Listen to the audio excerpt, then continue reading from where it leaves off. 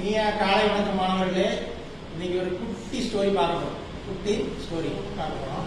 இது கதையோட பேர் வந்து விழிப்புணர்வு, அவேர்னஸ். வடிவேல் சொல்லுவாங்கல்ல, எப்பொழுதும் அலர்ட்டாக இருக்கணும் அப்படின்னு. அதை பற்றி தான் இப்போ கதை.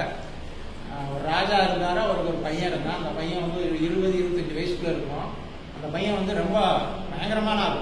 உங்களை மாதிரி எப்பொழுதும் சுட்டி பார்க்கணும், அடிதடி தான். எப்போ பார்த்தாலும் அடுத்தவனை அடிக்கிறது, இது பண்ணுறது, ஒழுக்கமே இல்லாமல் எப்போ பாரு அடாவியாக தான் இருக்கும்.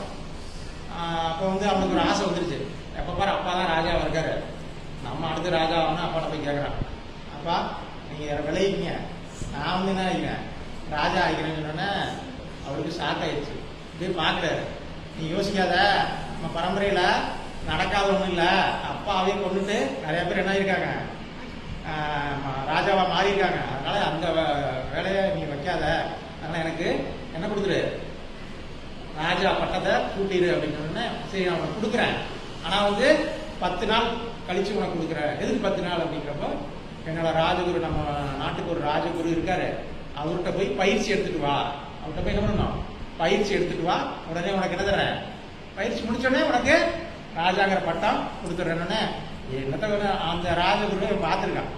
அவன் நினைச்சுட்டான் மனசுக்குள்ள, அந்த ராஜகுரு ஒரு சப்ப, அவனுக்கு என்ன தெரியும் அப்படின்னு சொல்லிட்டு ஒல்லிப்பிச்சா மாதிரி இருப்பான், அவங்ககிட்ட பயிற்சி எடுக்கிறது ரொம்ப ஈஸி அப்படின்னு சொல்லிட்டு உடனே அவர் தாடி வச்சுட்டு, இவ்வளோ தூரம் தாடி வச்சுக்கிட்டு ஒல்லிப்பிச்சா மாதிரி இருக்காரு.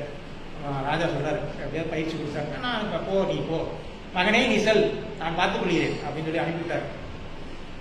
இவன் உடனே பயிற்சி ஆரம்பிக்கலாமா அப்படின்னு சொல்லி குரு கிட்ட கேட்கறான். பொறுமையார், நாளைக்கு ஆரம்பிக்கலாம், இன்னிலிருந்து ஆரம்பிக்கணும். அவன் தான் இன்னிலிருந்து எனக்கு பயிற்சி ஆரம்பிக்கணும் அப்படின்னு. சரி, நீ போய் சாப்பிடு. இல்லை இப்படியே ஆரம்பிக்கும், போய் சாப்பிடு, நம்ம பயிற்சி ஆரம்பிச்சிடலாம் அப்படின்னு. சாப்பிட போய் உட்காரான். உட்காந்து ஒரு வாய் எடுக்கிறான், டப்புன்னு ஒரு அடி அடிச்சு திருப்பி பார்க்குறான். ஒரு குரு அப்போ ஓடிட்டு இப்படி பார்க்குறான். மறுபடியும் எடுத்து வைக்கிறான், டப்புன்னு ஒரு அடி.